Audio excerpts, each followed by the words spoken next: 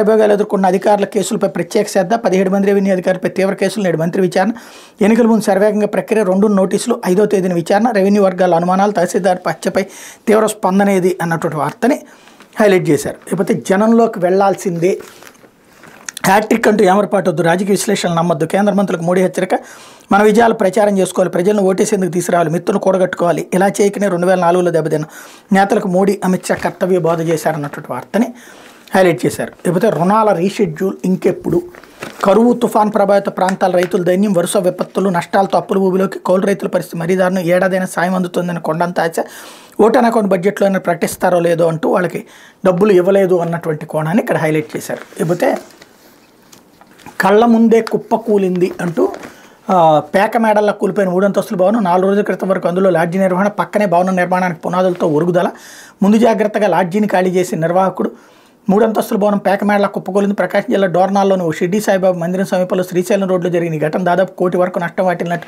భవన యజమాని పరుచూరు సుబ్బారావు తెలిపారు. సుమారు 20 ఏళ్ల క్రితం సుబ్బారావు 3 అంతస్తుల భవనం నిర్మించి లాడ్జీ నిర్వహణకు అద్దెకిచ్చారు. పక్కనే ఉన్న ఖాళీ స్థలంలో ఆయన సోదరుడు పరుచూరు రామారావు నూతన భవన నిర్మాణం కోసం 20 రోజుల క్రితం 10 అడుగుల లోతున పునాదులు దించారు. ప్రస్తుతం కుప్పకూలిన భవనానికి 5 అడుగుల వరకు మాత్రమే పునాదులు ఉన్నాయి.